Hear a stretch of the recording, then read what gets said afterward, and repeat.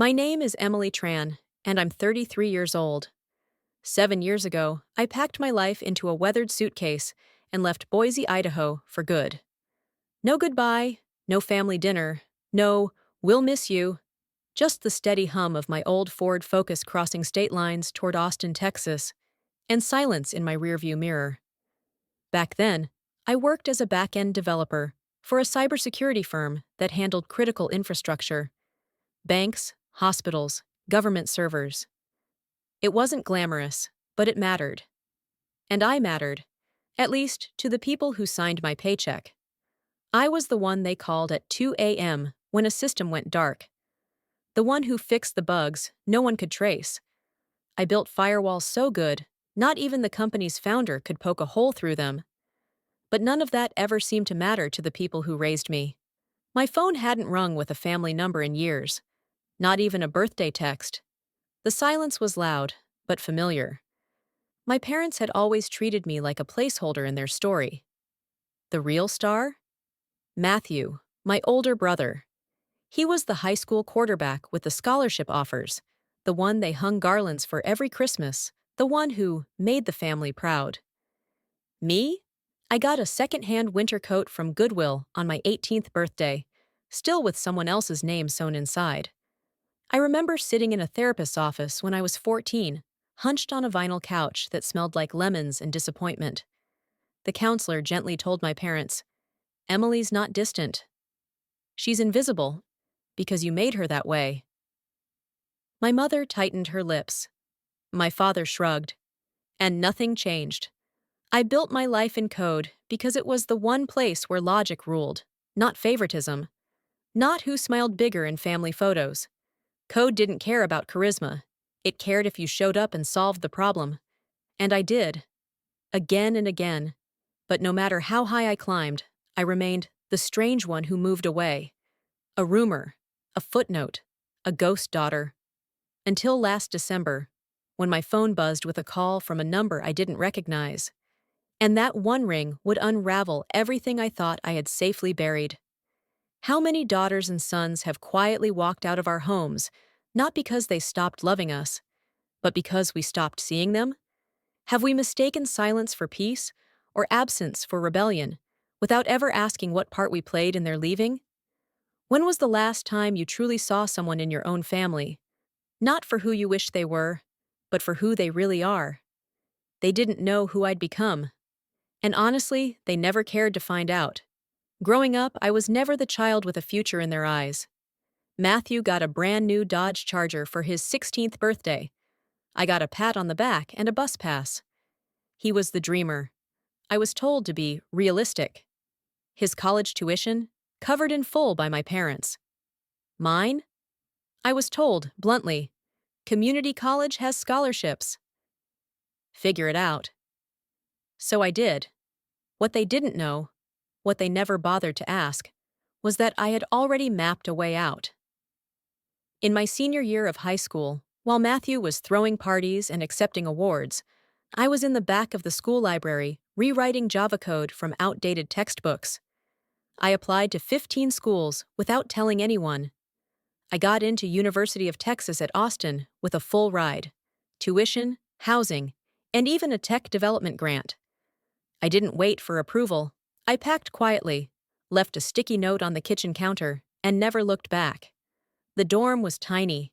My part-time job as a waitress barely covered food, and I sometimes studied in borrowed hoodies to avoid buying books. But I made it. I graduated at the top of my class and landed a job at a rising cybersecurity firm before my cap even hit the ground at commencement. I worked through weekends. I missed birthdays. I coded until my vision blurred, because I had something to prove. Not to them. To me. That I could be more than what they saw. That I didn't need their permission to become something powerful. By 30, I was leading a national integration project for a major healthcare network. My name was on patents. My work was being taught in the very university I once walked through in silence. And one Friday afternoon, after a successful client deployment, I got the call that changed everything. "Hey, Emily, I think I found it," said Marissa, my real estate agent. "You're gonna want to see this one?" It was a two-bedroom condo in East Austin, hardwood floors, floor-to-ceiling windows, 5 blocks from my office. The kind of place that made you stop and think, wait, this is mine? Within 2 weeks, I'd closed. I was a homeowner. To celebrate, I invited my closest friends over. No Instagram perfect party. Just Thai takeout, some local wine, and mismatched chairs in a half-unpacked living room. Marissa brought a candle that smelled like cedar and pride. My best friend Julia raised her glass and said, "To Emily, the woman who rebuilt herself piece by piece and didn't wait for anyone to clap." We toasted. I laughed. But deep inside, a part of me braced for what was coming, because I'd said yes to something I wasn't sure I was ready for. The Christmas visit. After years of silence, I had agreed to return to Idaho, to the house where I was always the afterthought, to the people who only remembered me when they needed something. But this time, I wasn't going back as the invisible girl. This time, I was going back as the woman who no longer needed their applause, because she finally understood her worth. I made the drive to Boise 2 days before Christmas. 16 hours on the road, with nothing but gas stations, old playlists, and too much time to wonder if I'd regret this. The house hadn't changed. Same faded siding, same sagging gutters, same porch swing that had always squeaked like it didn't want to be there either. I stepped out of my car in black slacks and a navy wool coat, took a breath, and rang the doorbell. The door swung open. "Emily?" My mother blinked, like she couldn't believe it was really me. She pulled me into a half-hearted hug, all elbows and awkwardness. "You look different." I stepped inside. The air smelled like lemon cleaner and something burnt. The living room was crowded with relatives I barely recognized. Conversations stopped mid-sentence.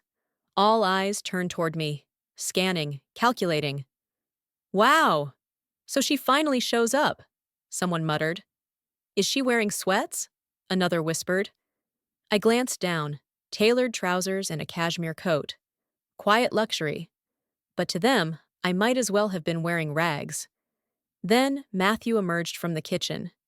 Still the same smug smile, only now with a belly to match his ego.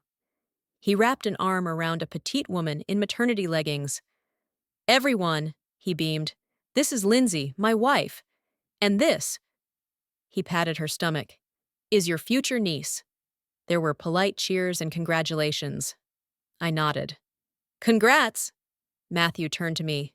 "Still coding in some basement somewhere?" I smiled faintly. "Something like that." Dinner was chaos. Every chair filled except one, the rickety folding chair at the far end near the kitchen door. Mine. Matthew held court at the center like always. His startup idea, something about a wellness app for pets, was the talk of the evening. "We just need the seed funding to launch," he said confidently. "How much?" Dad asked, half smiling. $200,000. It'll change the game." I nearly choked on my water. Later that night, Mom handed me a scratchy blanket and pointed to the couch. "Matthew's using your old room as his office," she said. Of course he was. The next morning, the house woke early. Wrapping paper flew. Laughter echoed from the living room. When it came time to open my gifts, I watched as they opened the ones I had brought. A hand-carved kitchen set for Mom. A signed football for Dad. Luxury baby items for Matthew and Lindsay. "Oh, Emily, these are beautiful!" Mom gasped, holding up the leather bag I'd picked just for her. But when it came to my turn, Mom clutched her chest dramatically. "Oh no, we forgot yours!" Matthew burst into laughter. "Just like old times. Don't cry this year, Em." I didn't. Instead, I reached into my purse and pulled out a small silver key. I held it up. "What's that?" Dad asked. "A house key," I said. "To my condo. I closed on it last month." Silence dropped like a plate hitting tile. "You bought a condo?" Mom asked, eyes narrowing. "With what money?" "Work," I replied calmly. "My company just licensed a framework I built to a major hospital network. My cut was decent." Dad leaned forward. "How decent?" About $140,000, post-tax. They stared like I'd confessed to robbing a bank. Mom's voice tightened. What kind of job pays that kind of bonus? I'm a systems architect, I said. For Fortune 500 companies. Matthew's smile had long since vanished. Lindsay glanced down at her lap. Suddenly, Mom's tone flipped. Sweetheart, why didn't you tell us? We're so proud of you. We had no idea, Dad added. Matthew, did you know your sister works with hospitals and big companies?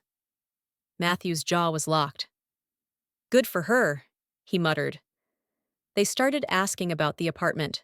Square footage, location, decor. I gave clipped answers. And then came the pitch. Just before I packed my things, Dad approached me, fake casual. Before you head out, we wanted to talk about Matthew's startup. Here it was. He needs a little capital, Mom added. You could help get him off the ground. Family helps family, right? I looked at them, the same people who once offered me a dishwashing job and laughed about it. The same people who let me sleep on couches and study in the dark while they flew Matthew across the country for college tours. No, I said. They blinked. What do you mean, no? Mom asked sharply. I mean I'm not giving him a dime. But we're family, Dad said, as if that word still meant something. And where was family? I asked. When I needed rent money my first semester? When you covered Matthew's tuition but left me to figure out mine? When you forgot every birthday? That was different, Mom said quickly. You had money for him.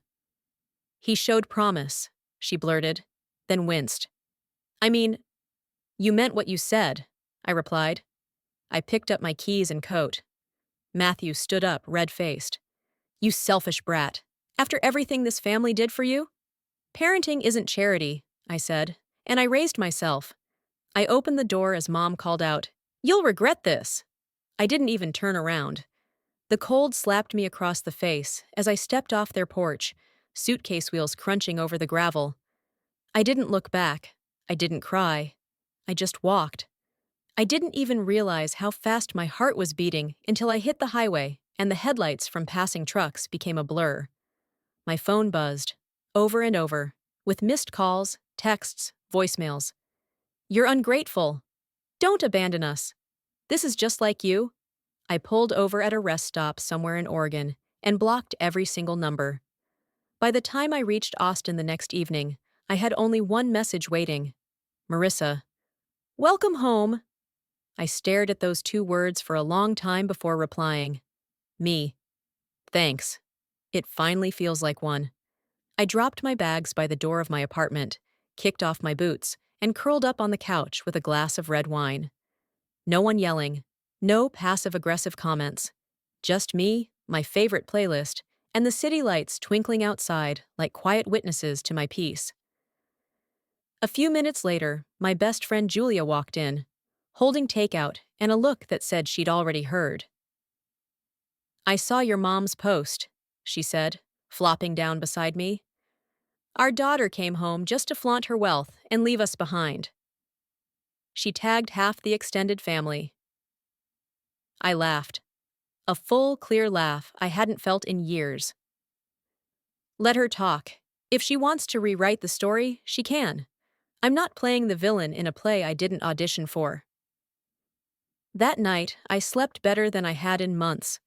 Over the next few days, I started hearing from people I hadn't spoken to in years. Uncles, cousins, even old neighbors. How could you turn your back on your family? Matthew's trying to build something. Why won't you support him? You've changed. Yes, I had. That was the point. One by one, I blocked them. I kept only one contact. Lindsay, my sister-in-law, surprisingly. She sent a simple text. Lindsay, they're still mad, but I get it. I didn't respond, but I appreciated the gesture. Then came a call from Sarah, my second cousin and the only family member who'd ever treated me like more than a burden. Jesus, Em, she sighed. You lit a match and burned Christmas to the ground. Maybe it needed to burn, I said. She paused. I'm proud of you, for what it's worth. It's worth more than you think. Work picked up speed. My team nominated me for a leadership training program, and a few weeks later, I was promoted to lead architect for an AI security initiative. I had my own project, my own team, my own schedule. I was finally doing work that thrilled me, and with people who respected me. Then, in April, I met Noah at a local coffee shop. He was a freelance UI designer, soft-spoken, thoughtful, the kind of man who didn't try to outshine the room, just quietly made it better. He understood the tech world. More importantly, he understood what it meant to walk away from people who were supposed to love you, but didn't know how. Our connection was instant, but slow burning. No games, no pretending, just two people learning to trust again. On our fifth date, sitting on my balcony with his hand in mine and the city lights washing over us, he said, "I don't know what happened with your family, but I do know this. They missed out." And I believed him. 6 months after that Christmas disaster, I heard that Matthew and Lindsay were still living in my parents' house. The startup hadn't launched. They were out of money. My parents were bitter, not just at me, but at the situation they never expected to spiral. I wasn't angry. I didn't feel vindicated. I just didn't care anymore. I had finally reached the part of my life where their opinion didn't shape my day. One afternoon, my phone buzzed with a call from a number I didn't recognize. I let it ring out. A minute later, a voicemail popped up. Matthew's voice. "Hey, Em, I figured this was still your number. Uh, Lindsay had the baby. Her name's Madison. You're an aunt now. Thought you should know. Also, we're kinda tight on cash. Thought maybe we could talk." I hit delete without listening to the rest. There was no anger, no bitterness, just clarity. Some bridges aren't meant to be rebuilt. The next morning, I woke up to sunlight warming my apartment floors. Austin was already humming with the rhythm of late spring. Birds at the windows, kids biking down the street, a distant siren from downtown. My phone stayed silent. No calls from anyone named Tran. I made coffee, barefoot in my kitchen, and stood by the window as the scent filled the room. For the first time in a long time, I felt like I wasn't just surviving. I was living, intentionally. Noah came over later that afternoon, carrying a box of almond croissants and a grin that made my chest feel soft. He kissed me on the forehead and said, "I've got a crazy idea." "Oh no," I smiled. "You're starting to sound like Matthew." "Not that kind of crazy," he laughed. "Let's take a trip. Somewhere far. Somewhere you've always wanted to go." I didn't hesitate. "Japan." His eyes lit up. "Done. We'll learn the language, map the shrines, eat our weight in noodles." He was serious. And it wasn't just about the trip. It was the way he said we. Not you, not I. We. For someone like me, who had spent most of her life walking alone, that word mattered. Work, too, kept moving forward. A month after Noah and I started planning the trip, I was called into my director's office. "You've built something impressive here, Emily," she said, handing me a formal offer letter. "We'd like you to lead the engineering department, the top role." The salary? High six figures, stock options, a personal development budget. But none of that compared to what I really felt. Validation. Not the kind that needed applause. The kind you earn in silence, through late nights and missed weekends, by pushing through even when no one's watching. That night, we celebrated. Julia brought champagne. Noah picked up sushi from our favorite spot. We laughed until midnight on my balcony, toasting to a future that I had built with bare hands and sleepless nights. I raised my glass. To peace, the expensive kind that you buy with boundaries. "To that," Noah said, clinking his glass against mine. The next week, Sarah texted. "Sarah, your mom told Aunt Clarice you must be dealing drugs. No one makes that much money in tech." I burst out laughing. "Let her talk," I replied. "I'm fine with being the villain in someone else's fiction." Sarah, "They're turning your old room into a nursery." For Madison, I paused, rereading that line. The room that once held every version of me they never wanted, now becoming something new for a child they might adore without conditions. Maybe it should have stung, but it didn't. That room never belonged to me. Not really. This one does. Summer settled in, thick and golden. Noah and I flew to Tokyo in early July. We wandered ancient streets, bowed at shrines, took quiet moments under cherry trees even though they were out of season. We had noodles at a back alley place with no sign, where the chef didn't speak English but smiled like we were old friends. One evening, walking back to the hotel, Noah asked, "Do you ever miss them?" I thought about it. Not about my family, about the version of me that waited for their love like it was air. "No," I said. "I think I've been mourning the family I never had. This trip, it's helping me bury that grief." He squeezed my hand. "Then let's build something better." When we returned, I found a stack of mail in my box, mostly ads and bills, but one envelope stood out. No return address, my name in familiar handwriting. I opened it on the kitchen counter. Inside, a card. No apology, no explanation, just one line. "We hope you'll be there for Madison. Family matters." I placed the card down, took a deep breath, and slid it into the trash. Because family does matter, but not the kind that shows up only when it's convenient.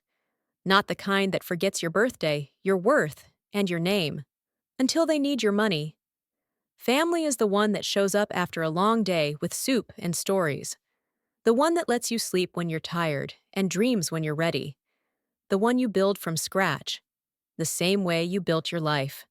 And standing in my kitchen, sunlight on my face, I knew this. I hadn't lost a family. I had finally found one. It had been nearly a year since that Christmas. A year since I stood in my parents' living room and realized that no amount of success would ever buy me their love. And I no longer wanted it. Austin was entering its mild golden fall, the kind that makes you forget summer ever scorched the pavement. I'd just gotten back from a weekend cabin retreat with Noah and our friends. No Wi-Fi, no emails, just crackling wood fires, shared meals, and the sound of laughter echoing through pine trees. I returned to find my phone full of messages, not from work, not from friends, from relatives I hadn't spoken to since childhood.